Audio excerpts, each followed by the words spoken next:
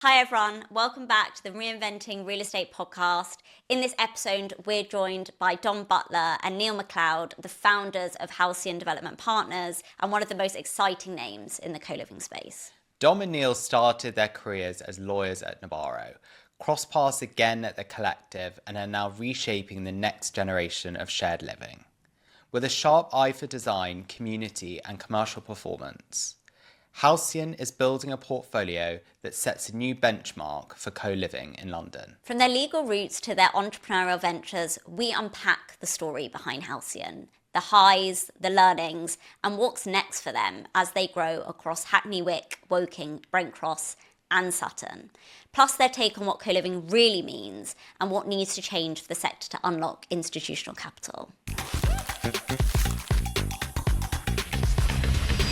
So guys, take us back to the beginning. How did you even meet? Where did your paths cross? You go on.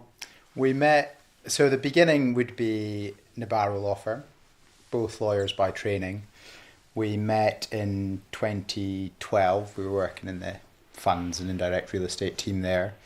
And that, sparked an immediate friendship really. And then we worked more and more together. We did then go our separate ways. We left Nabarro. I went to Schroders. Dom went to Queensgate. But we always stayed in touch. We had a sort of mutual understanding. And we came back together at the Collective. You will speak about it, but I was still practicing as a lawyer, but the Collective then opened up possibility of something more. We worked together there for 4 years, every day, speaking to each other more than our wives, really. That was what really cemented our vision of what we could do together. Brilliant. And then in terms of kind of when your paths crossed again, when did you kind of realise, actually, let's do something together, let's kind of pursue something? It's funny, I don't know that we ever necessarily sat down and thought, let's build a business together. But we, as Neil said, I think when we first met back at Nabarro, Neil was actually I was a trainee and he was known as a mentor. That was his official title. I don't like to use it for him, but has the student become the teacher now? Yeah. After about 4 months. No, but we really got on, and we shared a lot of very similar principles, both personally and professionally, I think. So when the opportunity came at the end of the Collective and what became Halcyon, we were both in a similar position in our lives and at a crossroads of what to do, and it kind of just seemed like the natural thing, honestly. Both because I think if we, jumping about a bit, but the Collective definitely fostered a sort of an entrepreneurial feeling in almost everybody that worked there. I think even if you just look at the co-living sector, it's littered with Collective alumni, basically, and which is a great legacy of that business, I have to say. But I think it was a natural pause where we thought, let's go and do something, let's do it ourselves, but let's do it together, basically. We'd worked in a variety of different businesses, from very conservative, structured law firms through to much more entrepreneurial environments. Yeah. So we saw what was done really well in those businesses, and we saw what was done not so well in those businesses. And so we felt like with our shared understanding and our work ethic and our approach, we could actually build something ourselves that would last a very long time.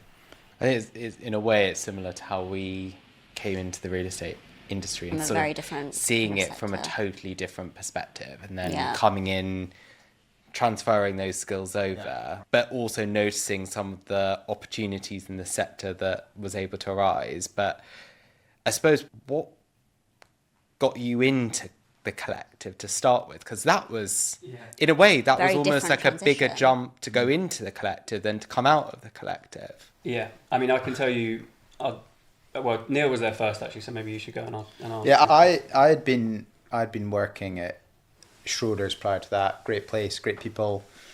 Enjoyed my time there, but for me it was really about wealth preservation rather than wealth creation, and I wanted to be somewhere that was doing something differently, that was exciting, that was challenging some of the existing norms, and somewhere where I felt I could make more of a mark, that was more of an open playing field. I'd just had my first child and thought, right, it's, now or never. Either I stick with the institutional framework and, be a company man, or I go and try something different. And so I was introduced to the collective, and there was sort of no going back after that, really. Yeah, and on my part, interestingly, so I mean, this is also another legacy of the collective, but I met Reza in 2014, I think, when I was at Queensgate Investments that Neil mentioned. So going back, when I was training at Nabarro, my last seat in that training contract was a secondment to Queensgate Investments, who were a small private equity fund at the time, run by a guy called Jason Coe, and they were transacting on operational real estate principally. So I came in that summer of 2014, to help with the closing of the second fund, work with the general counsel there. But because I was a free resource, I just went everywhere with Jason, and I just got this incredible exposure to the real estate industry in a way that I hadn't before, honestly.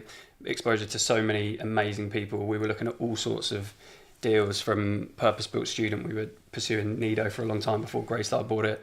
Service stations, hotels, serviced offices, anything with an operational angle. And by the end of that summer, I was like completely hooked. I was meant to go back to Nabarro. I didn't. Jason offered me a job. I stayed. I worked there for 3 years, and sort of transitioned from a legal position into an investment position, basically. So learned all the good and the bad, and worked with some amazing people during that period. And when that came to an end, Neil had started at the collective. And as I say, I had actually met Reza during my time at Queensgate. He came in when he was fundraising for Canary Wharf. And it was one of the, I always remember it was one of the few. It takes a lot to impress Jason, and Reza really did impress him, and particularly the idea of it. And we spent a lot of time analysing co-living and where it could go, and we probably felt it was a little bit early at that point. But I sort of stayed in touch with Reza indirectly, and then Neil joined, and I couldn't believe that's where he'd gone, to be honest. We went for lunch, and I think I probably asked for a job, basically, is what happened. And then, and not long after that, we joined up again, basically. And I was doing a similar sort of split role between legal and investment at that time.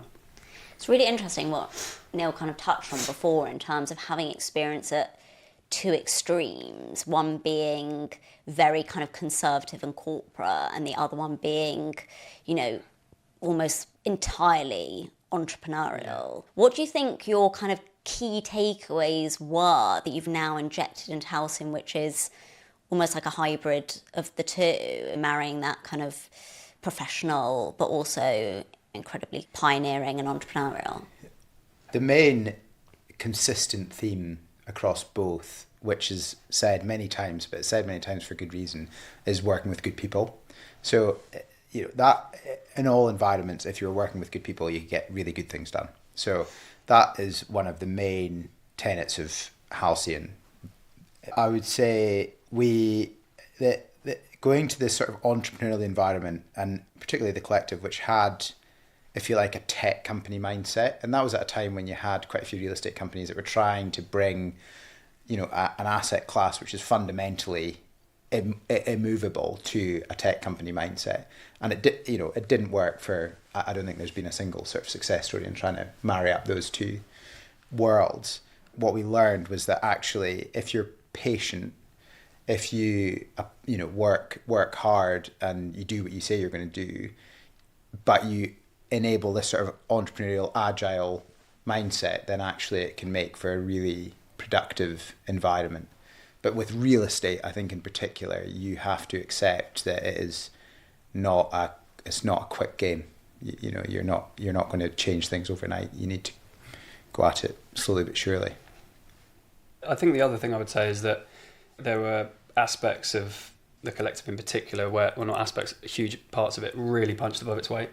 And that was always a big lesson, I think, for people going in there, is there was definitely a why not kind of attitude.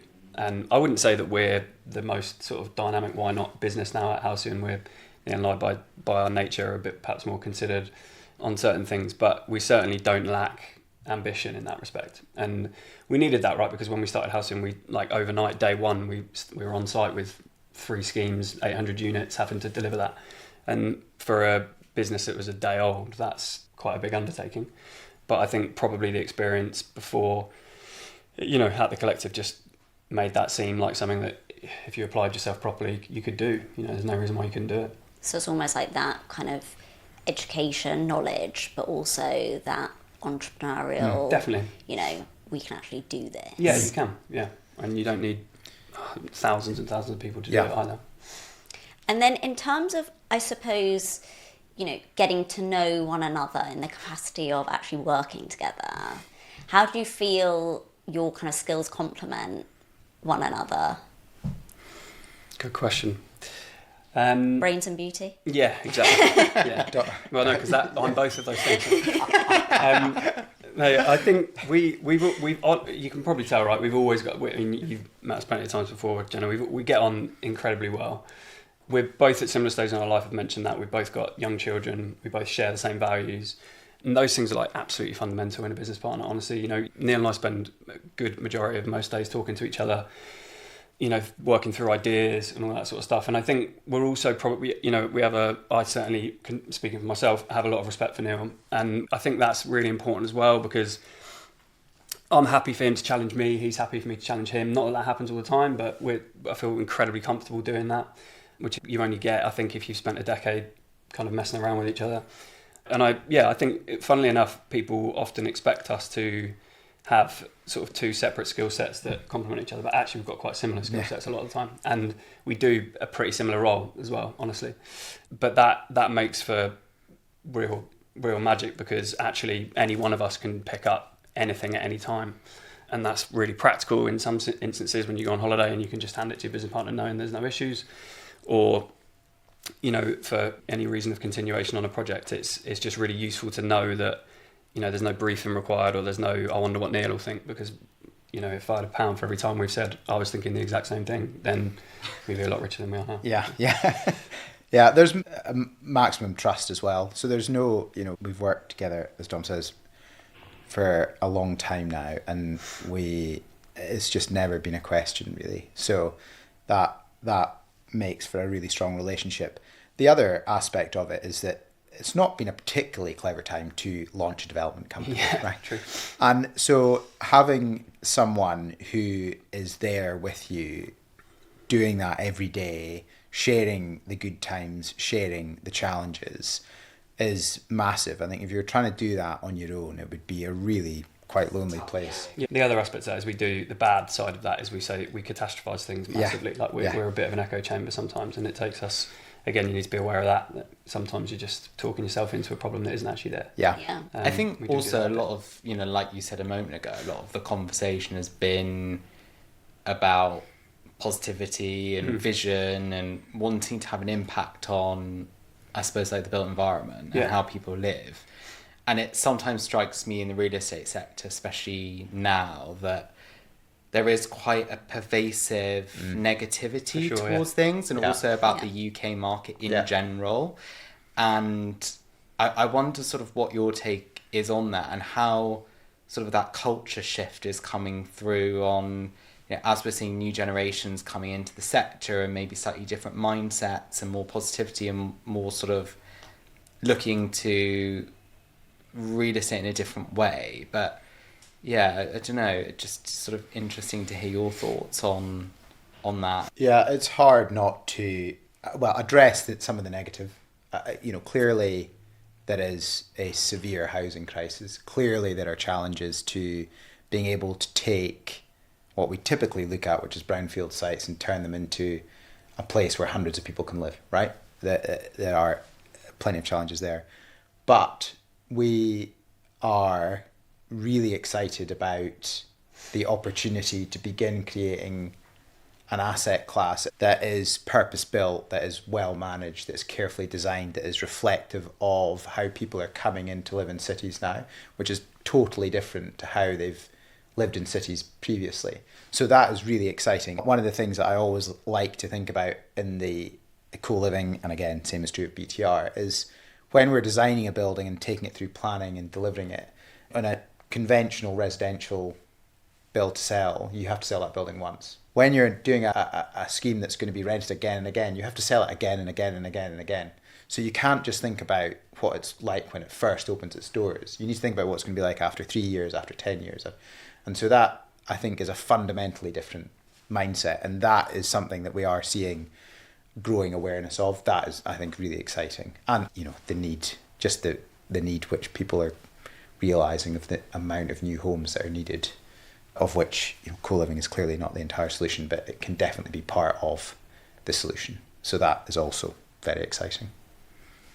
I suppose sort of we were talking a moment ago as well about how, co-living all of a sudden is becoming, well, not really all of a sudden, but over a period of time. And now it feels like we've got to a point where the market is really sitting up and listening and understanding what the sector is all about. But from your perspective, how would you define what has become co-living? And is there just one definition, or is there... Because that's something we toy with, isn't there? No, honestly, we toy with it as well. And if co-living even is like sufficient anymore, or is it flex living, or is it micro living? I mean, we actually had a conversation the other day, and someone said to us, isn't co-living just BTR's dirty little secret? I was like, maybe that should be the tagline. They're usually the best secrets. No, I think we challenge the sort of definition of it all the time at work, to be honest. I think we're hell-bent on some fundamentals, which are you've got your own front door, you're providing private spaces and public spaces within the same building, and strong amenity spaces that foster some community within the building, obviously. We've been in this now for 8 or 9 years. There's no set way that people necessarily do it. We always, though, come back to the fundamentals. That one of the principles at Halcyon is that really it's just honestly quite clever real estate. Like, it's just efficient use of real estate. So we always start there and add community. We don't start with community and add real estate and hope that works. Because I think that's where some people go wrong with it, is that it's definitely, clearly it's operationally geared asset class, but fundamentally you're, sweating the square foot of the building. And that works from an investment perspective, which is what you need in the first place.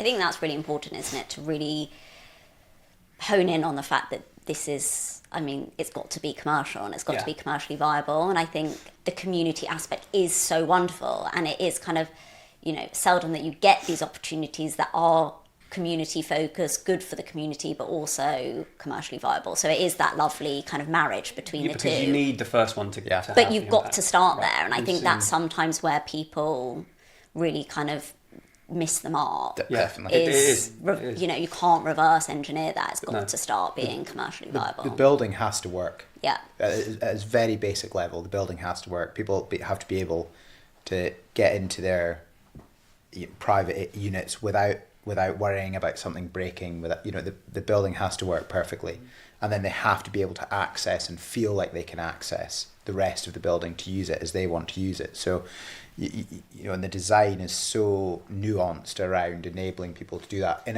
particularly in co-living. And I think one of the distinguishing features of co-living, and this is probably true of every type of co-living, is that there is a desire for people living in the building to use the communal areas. Yeah. And they're not an afterthought. It's not an afterthought. It's not a hook to get people in. It's, use this whole area as your home if you want to, right? You don't have to, but if you want to, it's there for you if you want to use it. I think as well, when, one of the fundamental things that you were talking about was the fact that people have a front door. Yeah. Mm.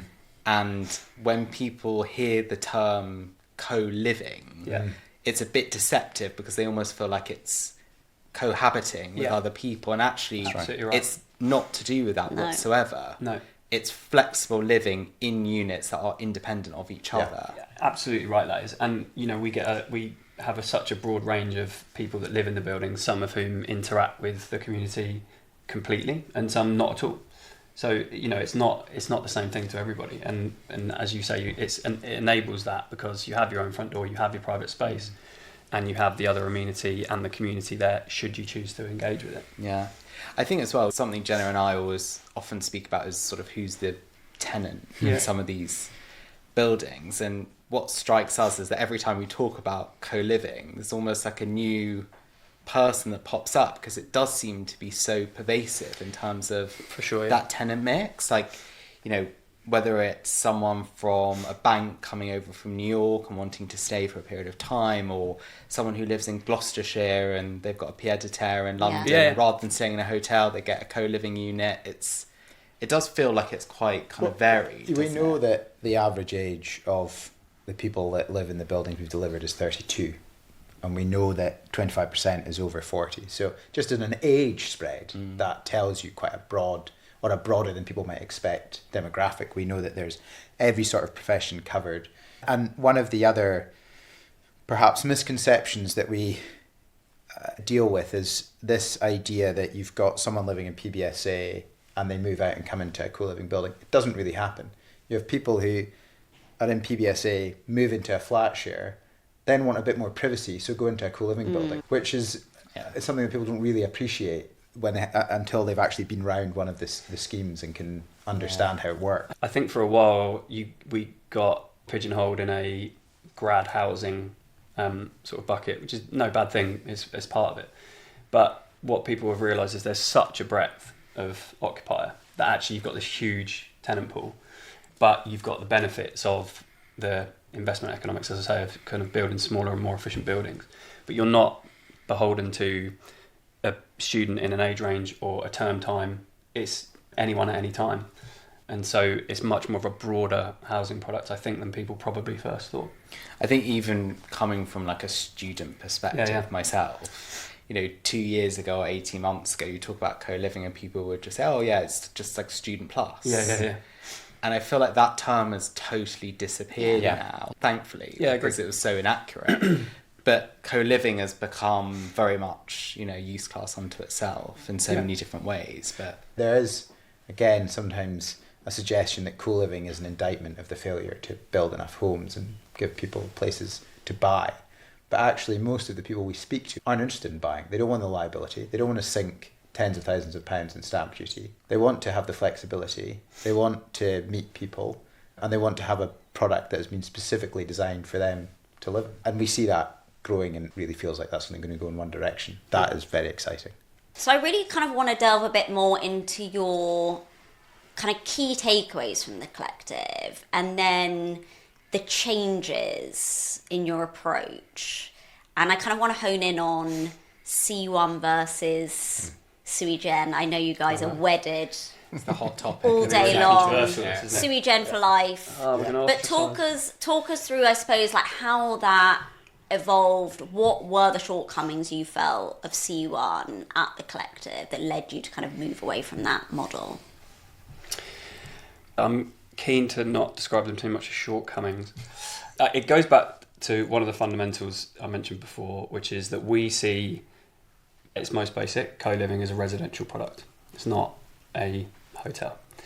And when you have a building which is actually C1 consent, and you can do all sorts of clever things that allows you to have people staying in the building for longer periods than nightly stays and all that stuff, you then have two sets of people wanting two different things living under the same roof. Some people will think that provides you with a really interesting tenant mix and community. I disagree. I think you probably end up ostracizing one from the other, because the way you treat a home is probably a little bit different to how you might treat a hotel on a stag do, for example, at its most extreme. So I think from the product perspective, I personally think it's a little bit confusing. And I think if you do Sui Generis co-living correctly, it also enables you to, provide affordable housing, whether or not that's discount market rent rooms, pill payment, on-site affordable. C1 doesn't require that. So from an impact perspective, we would probably rather be having some sort of impact as well when we're developing. And then lastly, I suppose, and look, we haven't done C1 for a long time, but it's also from an investment perspective, again, a pretty different proposition. You've got a nightly P&L versus a 12-month cash flow. They're very different. They've got different VAT treatments. They've got one's business rates, one's council tax. If you put that all into the mix in a sector that is already new and you're having to educate people on, it in and of itself is quite challenging. So I should say, I think people are providing a product in that space successfully, and good luck to them. Anything that is providing some sort of home, we're up for. It's just that from a Halcyon perspective, we're pretty clear on how we see the sector. But honestly, it's quite an interesting debate, because you mentioned before, how do you describe co-living, right? And that's planning use class alone. And so I think we probably felt that it was pretty pioneering at the time, actually, when the collective did it. But it's just a route that we feel isn't necessary if you are providing Sui Generis, I guess. Yeah. Is that all right now? Am I Yeah. going to get away with that? Yeah, I think that's, yeah. Generally, I would say one of the challenges that the collective had was how quickly it went into multiple other jurisdictions. So it had assets in Germany and Ireland and the US and in multiple cities in the US. And what that led to, each, particularly in real estate, is so bespoke, so nuanced. And when there was a problem in one jurisdiction, it sucked so much of the brain power of the best people in the business to try to solve that it then was to the detriment of actually the solid portfolio. And the portfolio, particularly in London, was incredible.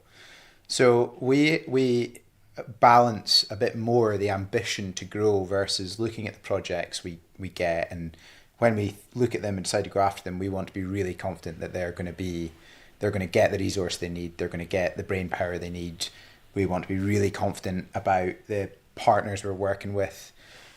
We're very lucky with the partners we have. That's very conscious and very deliberate, and because we want true alignment. So we're not diving off trying to get multiple projects at once. We're making sure we've got the ones that we are working on covered, and then we look at the next one and say, okay, can we give this the Halcyon treatment and move on to it in a more organic way? It's probably one of the key, I would say, differences. Yeah. And then after the collective, obviously not the outcome that everyone wanted. How did you kind of remain so steadfast in your belief that co-living was the future, but it just needed a different kind of iteration? I think that's exactly it, right? In a nutshell, there are a lot of people from the collective in the co-living industry. And that is because the thing that never really left anybody was the conviction on the product. It wasn't ever really a question of, is co-living the problem? The issues that the collective weren't different to that, and the issues that other businesses face, they weren't co-living specific issues. It was harder because it was a new sector, and as I said, because that made advancing things more challenging, but so did COVID, and so did a whole host of other reasons. So when the collective went down, it was more just a sadness around the fact that that was probably going to be the lead story about co-living for 18 months, when really what people should have been focusing on is that Reza and the business had pioneered a youth class. It was working. We started to get in, and did get in, some serious institutional backing into that business. And it's part of the genesis of Halcyon, obviously, but one of which was DTZ, who managing UK pension fund money and had forward funded 3 assets in a new sector. So there was loads of reasons to be optimistic about it. I think it probably just needed a bit of a pause and probably a refresh of what the principles of it were. And you have to give DTZ a lot of credit for that as well, because they were a partner that stuck with it, believed in it, and they've been rewarded for that massively as well, because they then had their opportunity to say, okay, well, we're now without a property manager and without a development manager, but we own 3 co-living sites. So that's how Halcyon came to be. And then they decided on the operational side to do the kind of branding and asset management themselves with folk, and have a kind of rethink of all the principles or how the building was going to be operated, exactly what sort of product it was going to be. And it's much better for it. I think it's probably fair to say that people do use those buildings as a bit of a blueprint for what's good product. And that's a consequence of, loads of people, not just Halcyon, that have been involved in that. I mean, everyone always says folk is the blueprint, because every time we have a co-living meeting, it's always, okay, well, what should I go and see? What's the kind of archetypal co-living that we should try and replicate? And I think for them, it's always folk, which is amazing and testament to what you guys have done. But I think it's also what I love about folk is that it's what I would say is kind of the truest out and out co-living product that there is. And I love that there are other iterations of it that are super kind of high end, or in different locations, or kind of pushing the envelope, so to speak. But what I really like about folk, it's probably the most perfect starting point to introduce someone to co-living. Yeah. And it'd always be one that I would choose to kind of take capital around, say, like, this is what kind of co-living is, and these are people that have kind of lived and breathed it and talked to the people that are living here. That's kind of that magical moment in a way. Sure. That's exactly what Halcyon is about. When you ask about why the conviction, the other main factor was speaking to the residents who were living in, the first iteration of these large-scale co-living buildings who were overwhelmingly positive. They weren't perfect, but it was clear that it was providing something that people wanted to live in. So we felt very strongly that actually we can continue to do that, and then we can, with our institutional experience, take that and bridge it to institutional funding and create an asset class that is fundable and giving people a place to live in London. What is the sort of overwhelming resident feedback generally? They love the convenience. That is the main reason why they move in and stay there. Not having to worry about getting a broadband provider, not having to worry about finding a gym. They tend to really like the design of the buildings and the feel that they have. There's room for improvement in the portfolio that we've delivered that they sometimes talk about. It doesn't tend to be, I want a bigger studio. It tends to be, could you design this slightly differently so I can store my shoes here? Not everyone is a heavy community user. In fact, the middle bit tends to be quite light on dipping in and out of the sort of community that's on site.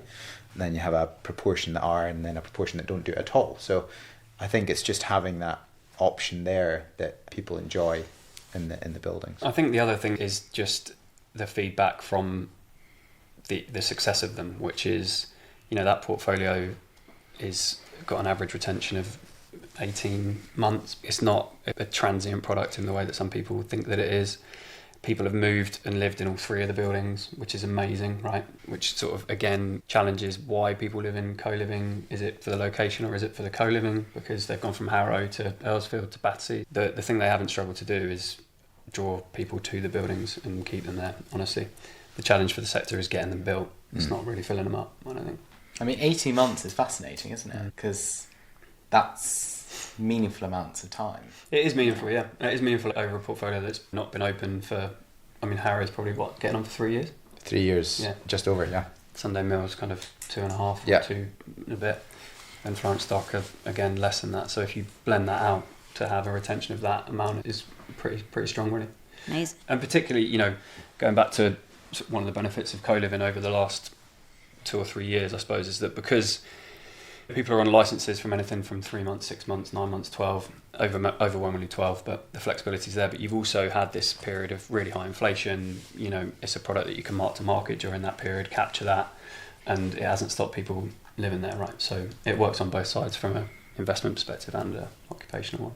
Yeah, I think what's really nice is also seeing, like you say, schemes that are now live and operating and can start proving the amount of time that people are actually staying in these buildings. Because, as you say, a lot of the kind of criticisms is this a halfway house? Is this just a stepping stone? But actually being able to prove, the BTR average is 18 months. Being able to prove that co-living can actually challenge that is so significant. It's really significant as well, because I think it's still too early to say, honestly. Most people will say no one wants to live in an 18 square metre studio forever, right? And that's probably true, but that isn't because of the 18 square metre studio, it's because of the phase of life that they're moving into, right? We don't have people that leave the buildings at the end, can't wait for their licence to end because they're living in a small unit. That is just not the feedback. In fact, we're pretty hell-bent on building at 18 square metres, and you'll see now increasingly, I think, people pushing, particularly those that have got build-to-rent experience and are now doing co-living, will see a route to 24 or 26, and we just don't really see that because people want cheaper rooms, honestly, not bigger ones. And when they're so designed, they're hyper-designed, these units. So if you end up with just a slightly larger version of a smaller, you're not getting much more for that. So particularly if you have those things in the same building, I can guarantee you that people will fill up the 18s before they go for the bigger ones. Perhaps different if you get into the larger special unit, kind of from a 30 and up. And so, I don't think people leave because of that at all. And the opportunity there really is I guess what we're doing up at Brent Cross Town, which is putting co-living buildings in larger master plans where people can, it provides all the things that you get anyway. You activate the area, but if you're the master developer, you can actually pick up somebody in their phase of life when they leave co-living and move into your build-to-rent block next door, So I think it can be really accretive for that reason as well. I think it's interesting as well because you alluded to obviously the demand and that not being an issue whatsoever. What are you seeing from that perspective? Is there kind of big waiting lists and people wanting to sort of reach out and try and get access to the buildings, or? Well, when Florence Dock opened, that was a 270 unit scheme, and that filled up in about 6 weeks. 3,000 people registered an interest against it. So the demand for the product is absolutely enormous. We often get asked, what's the overall demand in London for people living in co-living? It's very difficult to say. You know, we see how well the buildings that we've delivered perform. You'll see statistics that'll say there's 600,000 shared renters in London. Now, you know, that is one part of the market, but that's not actually where all of the people living in co-living buildings come from. Equally, I'm not suggesting that all of those would want to come into a co-living building, but it does, when you think there's about, you know, a few thousand operational units, the opportunity to bring more supply to meet that demand is really, really significant. Yeah, and you've seen that there's a huge uptick now in planning applications. It's like a complete hockey stick, right, in terms of how that's growing. The quality of those is probably the thing that will determine whether they get built or not, honestly. I think as well, like what we touched on kind of before we started the podcast, I think was really nice around your kind of Hackney scheme, which is not also just taking people from other co-living buildings or taking people who have already interacted with co-living, but actually using it as, you know, this is a more affordable product in an area that you just want to live in and wouldn't be able to live in otherwise. And that opens up to a huge market of people that aren't even considered because they're not, co-living wouldn't even be on their radar. We're really excited about its location, its prominence within Hackney Wick. We've been working on that for a couple of years with Mitheridge. We're sort of itching to get going. But what it's going to do, I think, compared to other co-living buildings, as we were talking about, is it's got such a rich footfall that goes past it. It's got such a broad demographic that are going between the Olympic Park and Victoria Park and the broader Hackney area that it's going to really, I think, enhance interest from lots of different groups, even more so into co-living. That site was our first acquisition when we set Halcyon up, and I mean it was brutal, right? We decided that our first acquisition should be a site aggregation of separate plots of land owned by people that didn't speak to each other, and we tried to make all of that happen. It was unbelievably challenging to get that pulled together, but it was, again, comes down to just real conviction in the location. And as long as we got that, you know, we've got an incredible team who we haven't mentioned at Halcyon, an amazing planning and development team, and we just felt that as long as we got it, we could do it. We'd be able to get the LODC on board, and it was a really challenging planning story that went right to the wire because the LODC was splitting up and going back to the individual boroughs that constituted it. We've got our consent in September last year with some amazing community benefits as well.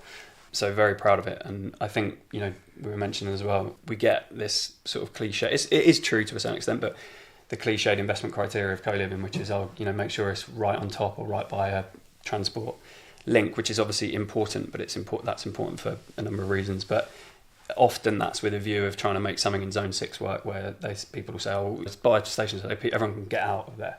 But really, the really strong stuff is where it's in a location where people just want to live, and it provides access to people that wouldn't otherwise be able to live in that location. That is when you are doing it well.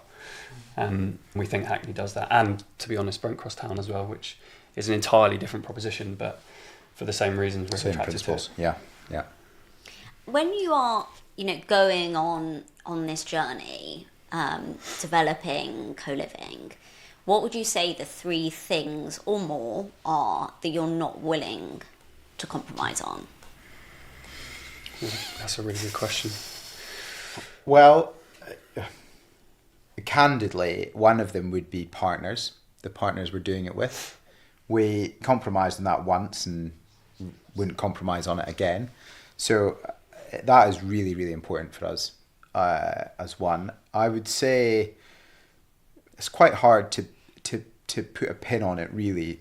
Dom's touched on it, but we don't want to find a site that it might be fundable, we might be able to get away with getting consent, we might be able to get away with getting something developed, and then wash our hands of it. Not to sound too saccharine, but we want to be able to take our kids around it when they're adults and say this is what we delivered and be really proud of that. So, that principle as a team helps guide us in what we're really looking at. Beyond that, we're opportunity led, so we don't like to be too prescriptive. I think the only other thing which sort of speaks to that a little bit is just is quality, honestly. I think a developer that sees it as an opportunity to just, really squeeze in kind of poorly considered units, as long as you get a consent, it's fine. The buildings are high quality, really. One of the things that we haven't touched upon is that we, as Halcyon, don't operate the buildings, right? And so maybe in the future that's something that is part of our future, but we work with, I guess, on the folk portfolio, obviously folk, but we'll have new operators perhaps that will work on our future projects, and they would be, it would be with a view to providing a product that is at a similar level to folk. It isn't, I don't think we'd sacrifice on the design quality, for example. That's pretty important to us. We've talked a lot in this podcast about some of the locations like Brent Cross Town, like Hackney, and clearly you've got some other amazing sites in and around London. But I suppose for developers out there and investors out there thinking to themselves, okay, well, London, totally get it, understand the proposition, understand why co-living is needed. What's your thoughts at the moment on, the regional cities and looking at those, and possibly even commuter belt or locations where you might have a big HQ, or you might have, lots of potential jobs, or Heathrow or an airport, whatever it is, is co-living actually relevant beyond the confines of what we've all become accustomed to, which is London? I think it definitely can be. I mean, I'll answer that in a few ways. We, at the moment, are definitely focused on London. I've heard you, I think, speak about this in the past on the other podcasts as well, but when you're operating in a sector like ours, an additional barrier is trying to convince somebody that it works in the regions, right? London is London, and it's just one of the things that you get past early on. Nobody really needs convincing about the housing situation in London, the job market, whatever it might be. It's also where all of our relationships are, and we have worked incredibly hard at having strong relationships with the boroughs and the planners and politicians and everything that goes into that. And so for us, our focus remains on that. However, you mentioned, some of our other projects. We've worked with JRL Group, with their family office and their development business there, on a scheme down in Woking, which, please God, is going to be funded soon. And one of the reasons that has attracted that particular funder is, funnily enough, something else that you mentioned, which is, in and around Woking, there's the McLaren headquarters, there's large NHS trust, huge employers in that area. And it stands on its own because of that. It can work Woking is also fairly affluent, and it's got a great train connection, and the site itself is basically on top of the station. And it's, it's actually got a quite high proportion of single occupancy, which perhaps might not be obvious, but there are a number of reasons why it works. But I think for us right now, we're focused on London. I love to see it working in Manchester and Birmingham and all those places. I don't think it's just a product that works in London. It's just that our focus right now has been London. The fundamental principles still ring true in those other cities. People want to live somewhere that gives them flexibility, that gives an inbuilt neighbourhood that is being specifically designed for their type of living. So that can be true in any urban environment, really. I think it can be really interesting, those, even places that get or complain about sort of brain drain, like the Oxfords and Cambridge and any of those major cities where you have all these incredible students that then have to leave to try and find jobs, but because there's nowhere for them to live around there. But actually now, be it life sciences or whatever it might be, there are local employers in those cities, but the housing stock perhaps isn't there to support them. And so it's probably more of a depth of market question than anything else. And like that, when you're making those considerations, the site itself has to be absolutely perfect for it.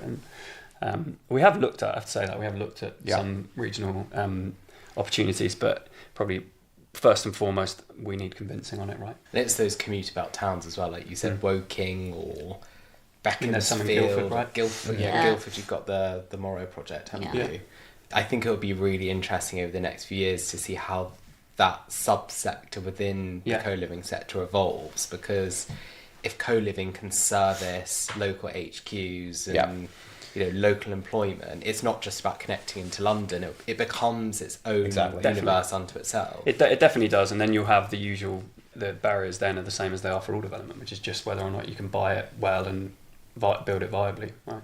So obviously, having achieved such amazing things with DTZI, with Harrow, Battersea, Earlsfield, what would you say, I suppose, are your kind of key learnings from those that you're then taking into kind of Hackney, Brent Cross Tower, Sutton, Woking? Has your kind of thinking evolved? Have you got some kind of key insights that you're applying now? Definitely. So a few points of detail. One, energy management has become much more important than it was when those buildings were designed. The cost of utilities has increased dramatically, and that has an impact on the OPEX of a building, which has an impact obviously on the NOI. So not to go away from the all-inclusive nature of the bills in our buildings, but if you don't know the information, you can't manage it. So it's really about being able to capture that sort of information more meaningfully. So that's something that's changed. In the units themselves, we've got feedback on iterating the design, incorporating things like a shoe rack, incorporating a bit more soft seating, moving the position of the television, tweaks here and there, which when you aggregate actually can lead to a better living experience for the people in the buildings. On the amenity spaces, we've seen how people use them. If we're honest, some of the spaces were almost too open plan. Yeah. So we need to redesign those again to keep them accessible, and it's so important that they're accessible to everyone. If they're not, they become tribal zones that people then feel like they can't use. If they can't use them, they're paying for something they're not using, they move out. So it's really delicate design around making them accessible, but making them quite private as well. So that's been a big learning, and doubling down on things like making sure your external and internal amenity are linked, not pepper potting amenity throughout the building. So we've taken a number of learnings that we're plugging into the designs of our pipeline. I think that amenity point, particularly about how people use it, is a really interesting point actually, because when those buildings in the folk portfolio were designed, it was pre-GLA shared living guidance. And so it was really up to you kind of, how much amenity you provided. And so in some cases you can over provide it, and people move in and think they'll use it and then don't use it, and then they think I'm paying for that, so I'm going to leave because I'm paying too much. So there's a real balance there between providing, and particularly the guidance is actually good in respect that it ratchets down given how many units you go, but it's probably not over providing amenity spaces, it's just providing the right spaces. Gyms, it's not really, sorry to say it, the podcast rooms and the pet washers. It's the stuff that people would otherwise put in their personal expenditure. So if they're going to live in your building and pay an all-inclusive rent, and they'd otherwise be paying £100 to gym box, then they want a really strong gym, right, for that. Or co-working. If we're honest, we were very fortuitous with that, because co-working just went sort of nuts when the home working during COVID changed, and we so happened to have had that in the designs of the buildings. And I think we knew that people would use it, but the way it's become like fundamental now, really, as a proposition. And then, as Neil says, the spaces that are really meant more for lounge spaces or interactions, they just need to be a bit warmer, I think. Yeah. I think that affordability piece that you also touched on before is so interesting, isn't it? Because it's about, I suppose, what value people put on those amenities in order to then justify the rents. Yeah. And then I love that point earlier as well about, even though the trend now is that room sizes are getting larger, you're actually pretty steadfast on 18 square metres is what you need, because actually, and rightly so, people are more price sensitive. I actually went to a conference a few years ago, and there was an architect there saying, if you can design in kind of 20 square metres, 5 different scenarios. So somewhere where you could sit on a chair and read a book, somewhere you can sleep, somewhere you can obviously go to the bathroom and shower, somewhere you can work, then actually you are creating the equivalent of an apartment that's 800 square feet that has all those things but separated out. Yeah, definitely. And I think as well, it's so... people can get lost in just the metric of that's 18 square metres, without any, you could say they've got an 80 square metre unit, but they can be different ceiling heights. The dimensions can be completely different. Like we've widened our rooms, for example, in our new schemes slightly. We have really strong floor to ceilings. We always try to get a full floor to ceiling window as well. The challenge now, honestly, is fire regs. Like it's become, we've spent just an inordinate amount of time redesigning rooms over the last year or so to try and make them compliant with the new regs, and that is a bit of a challenge to lay out. When you're working in a space of that size, you don't want to compromise on the layout for regulation, so you're constantly having to rethink, challenge architects. It's actually probably what makes it so interesting. But we've had 2-hour-long debates about orientation of beds. It's crazy really how much goes into it, and whether or not that's going to impact the price point, and whether or not people think actually they're staying in the student room. There's so much that goes into it, but it's a constant thing. I don't think it's a moment in time innovation. It's just a constant monitoring. And we're fortunate because we work with folk, and we're working with them again on Brent Cross Town, which very unusually for DTZ is them coming in pre-planning. They are really keen to get the building looking like something that they want to operate.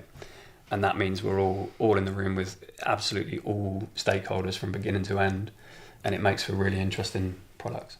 There are slightly large, those units, to give you an example, standard units, 18s, they operate, those buildings, they agree clearly that that's what people want. But to give you an idea, like the slightly larger units in there, of which there are a portion, will just look entirely different to the 18s rather than just slightly bigger versions of the 18s, because it's a different proposition, it therefore has a different price point, and there's a differentiation.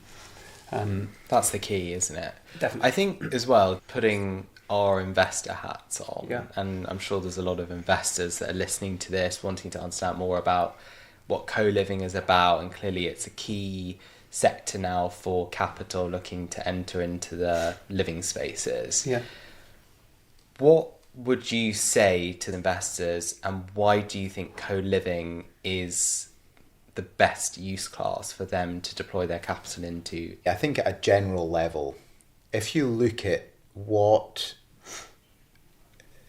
potential residents are wanting from their buildings, co-living provides that more than I think any other asset class.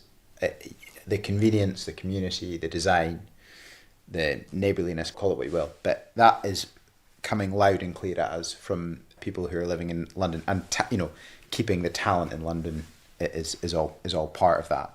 If you look at it from a pure financial comparison, the quiet assumption or the unspoken challenge we come up against sometimes is, but once people can buy, they'll just buy somewhere. They wouldn't want to stay there any longer.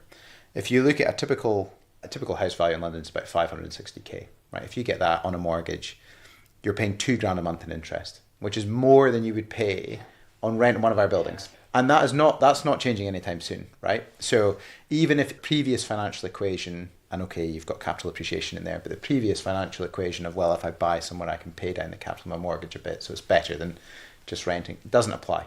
So you've got these macro trends, which to us are abundantly clear, and that is then manifests itself in the demand for the buildings that we open. Yeah, I think exactly that. Demand, as we mentioned, demographic profile is a lot wider than people think. I think the flexibility works both ways for tenants, but it also works for landlords, because as I said before, you can constantly mark to market, so it gives you an opportunity to capture inflation.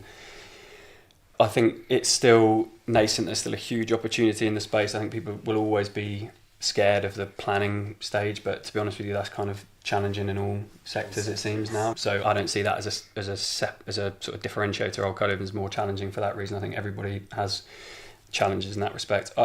For a large investor, I think the real opportunity, if you look at PBSA 10 or 15 years ago, whatever it might be, co-living will follow that trend, and it's like most sectors that begin with opportunistic developers that sort of refine an offering to a point when institutional capital can take it seriously.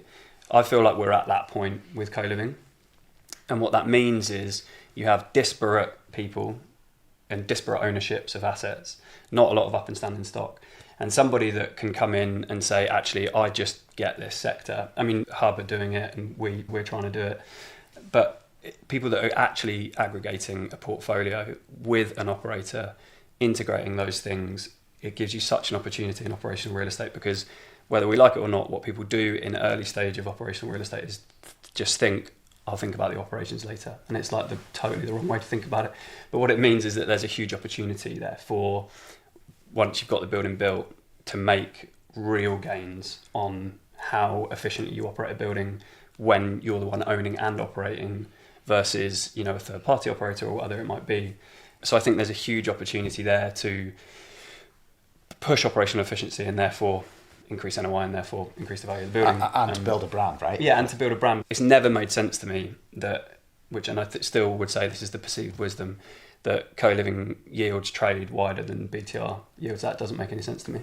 And I don't think it will be that way forever. You're only going to gain, honestly. And I don't mean equal yield compression. I mean that they are ultimately residential products and they should just be valued in the same way.